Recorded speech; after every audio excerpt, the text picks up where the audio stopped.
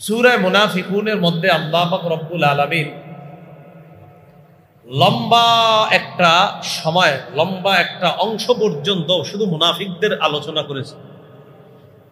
শেষের দিকে ঈমানদারদের আলোচনা করেছেন। আরো সহজে যদি বলি, সূরা মুনাফিকুনের দুইটা রুকু। প্রথম রুকুতে আল্লাহ শুধু মুনাফিকদের আলোচনা করেছেন, আর দ্বিতীয় রুকুতে সামান্য অংশে ঈমানদারদের আলোচনা করেছেন। সূরা মুনাফিকুনের নাম সূরা মুনাফিকুন কেন? এই সূরার মধ্যে মুনাফিকদের ব্যাপারে আল্লাহ অনেকগুলো আলোচনা করেছেন, তাদের প্রতি লক্ষ্য রেখে এই সূরার নামকরণ করা হয়েছে সূরা মুনাফিকুন। সূরা মুনাফিকুনরা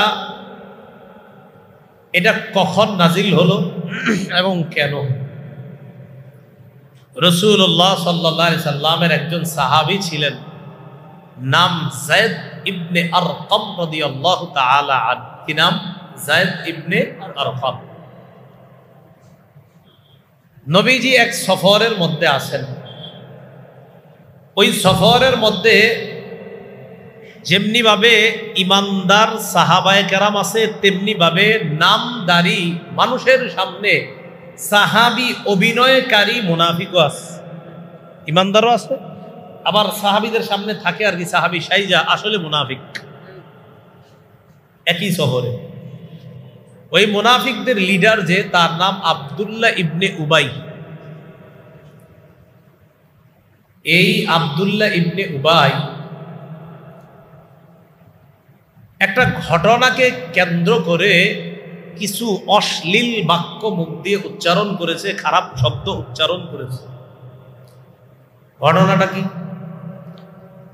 একটা কূপের পানিরে কেন্দ্র করে মুহাজির আর আনসার এই দুই গোত্রের মাঝে একটু ঝগড়া হয়ে গেছে। মুহাজির কারা? যারা মক্কা থেকে হিজরত করে মদিনায় গিয়েছেন। আনসার কারা? যারা মদিনায় থেকে মক্কার মুহাজিরদেরকে সাহায্য সহযোগিতা করেছেন। এটা আমরা সবাই জানি। সোজা কথা, মক্কার থেকে যারা গেছে মুহাজির, মদিনায় যারা ছিলেন সাহাবায়ে কেরাম যারা হয়েছেন নবীর, তারা হলেন আনসার। একটা কূপের পানিকে কেন্দ্র করে ওমর ইবনুল খাত্তাব রাদিয়াল্লাহু তাআলা আনহুর গোলাম আর আরেকজন, এই দুইজনের মাঝে একটু বাদানুবাদ হয়ে গেল, কথা কাটাকাটি হয়ে গেল। অর্থাৎ একজন হলেন মুহাজির, আরেকজন আনসার।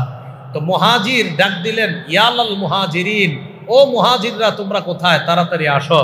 যেমনি ভাবে আপনারা উত্তর পাড়ার আর দক্ষিণ পাড়ার দুইজন ঝগড়া লাগলে কোন, আব্দুর রহমান তাড়াতাড়ি দাওড়া লয়া বলে। তো মুহাজিরদের যিনি, তিনি বললেন ইয়ালাল মুহাজিরিন, ও মুহাজিররা কোথায় আসো। আনসারদের যিনি, তিনি বললেন ইয়ালাল আনসার, ও আনসারীরা তোমরা কোথায় আসো। দুই দল আসছে। আসার পর দুইজনের কথার কাটাকাটিটা এবার দুইজনের মাঝে আর সীমাবদ্ধ না, মোটামুটি দুই দলের মাঝে ছড়ায় গেছে, যেটা এই যুগে অহরহর দেখা যায়। তো ঝগড়া যখন শুরু হলো, তো ঝগড়ায় আপনার যাই হোক দুই দলের কিছু কথা বলছে।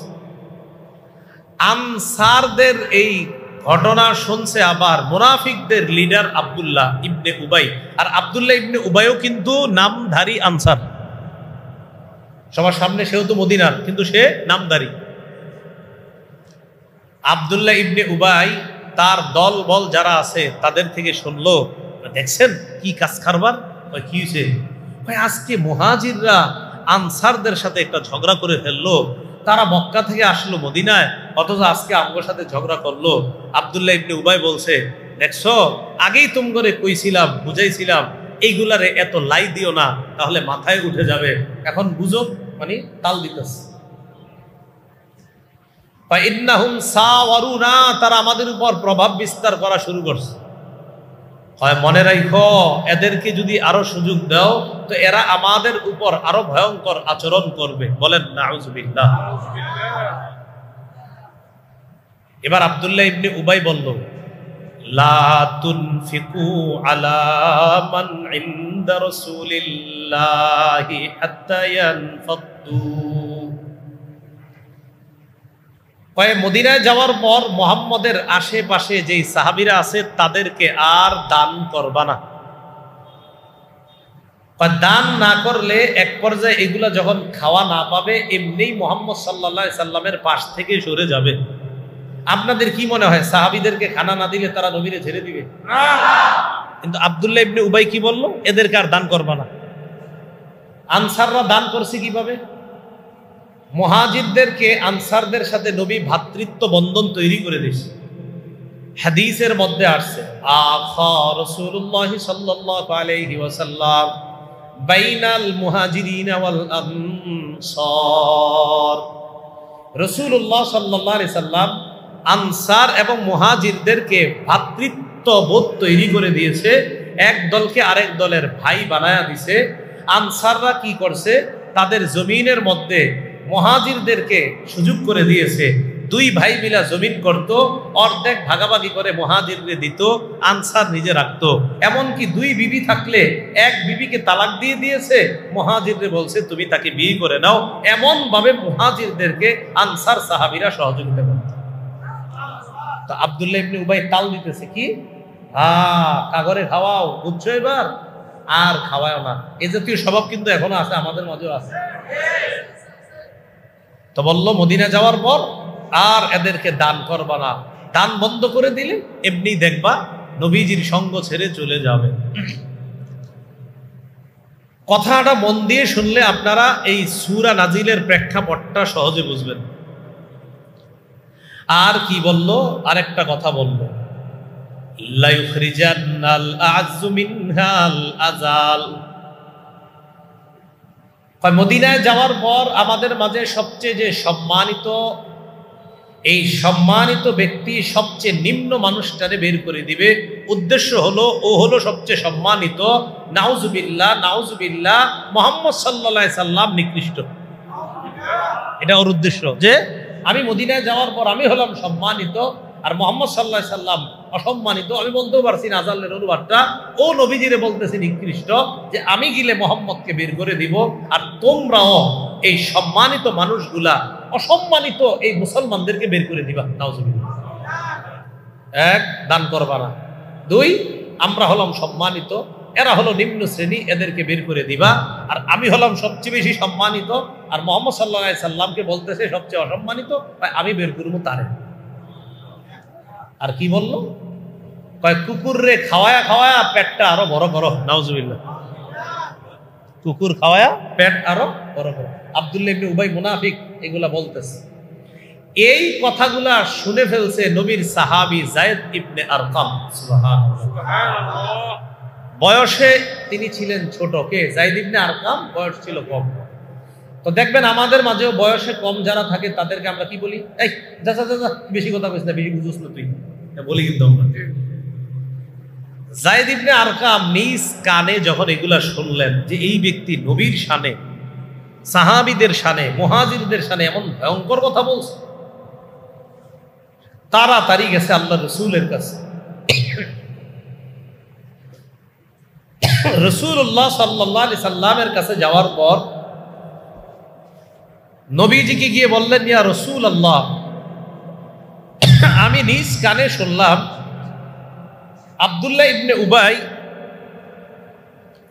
তার সাথী বর্গ যারা আছে তাদেরকে সেখানে দাঁড়িয়ে দাঁড়িয়ে আপনার বিরুদ্ধে আর মুহাজিরদের বিরুদ্ধে বুঝাইতেছে, বলতেছে। তো এই কথা বলার পর আরসালা রাসূলুল্লাহ সাল্লাল্লাহু আলাইহি সাল্লাম ইলা আব্দুল্লাহ ইবনে উবাই। আল্লাহ রাসূল সাল্লাল্লাহু আলাইহি সাল্লাম আব্দুল্লাহ ইবনে উবাইয়ের কাছে একজনকে পাঠায়া দিছে তাকে ডেকে আনার জন্য। আব্দুল্লাহ ইবনে উবাই আসলো রাসূলের কাছে।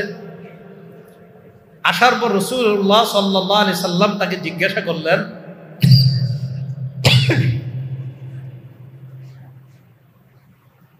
তুমি কি এই শব্দগুলা বলছো যে সাহাবীদেরকে দান না করার জন্য এবং তোমরা মদিনায় যাওয়ার পর আমাদেরকে বের করে দিবা, এই জাতীয় শব্দ বাক্যগুলা কি তোমরা বলেছো? আব্দুল্লাহ ইবনে উবাই একদম মুখের উপর সরাসরি বলে দিল, আমি এগুলা বলিনি। তো আসলে বলেন তো এগুলা কি সে আসলে বলছে না বলে নাই? বলছে। বিসমিল্লাহ।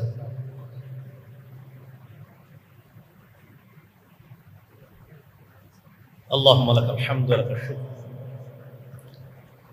তো যাই হোক, আব্দুল্লাহ ইবনে উবাইকে রাসূলুল্লাহ সাল্লাল্লাহু আলাইহি সাল্লাম প্রশ্ন করলেন, তুমি কি এই কথাগুলো বলেছো যে তোমরা মদিনায় যাওয়ার পর সম্মানিত ব্যক্তি অসম্মানিত ব্যক্তিকে বের করে দিবা, মদিনায় যাওয়ার পর আমাদেরকে আর দান যেন না করা হয়, সাহাবীদেরকে যেন দান না করা হয়, এগুলা কি তুমি বলছো?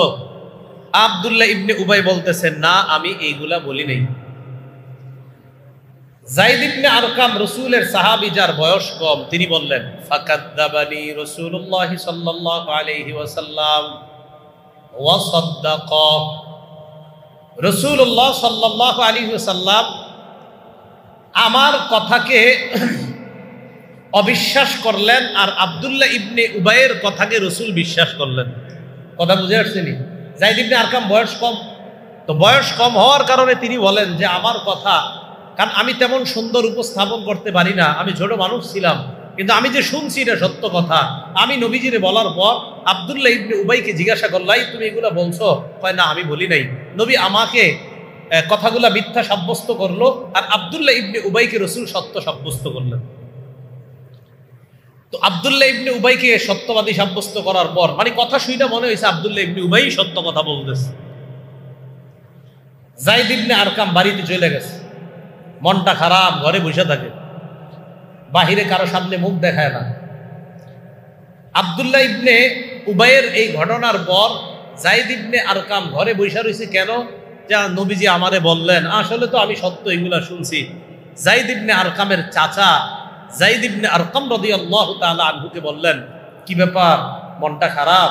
রাসূলুল্লাহ সাল্লাল্লাহু আলাইহি সাল্লাম কাযযাবাকা ওয়া মাকাতাকা, রাসূল তোমার কথা বিশ্বাস করে নাই, আব্দুল্লাহ ইবনে উবাইয়ের কথা বিশ্বাস করেছে, এই জন্য কি মন খারাপ?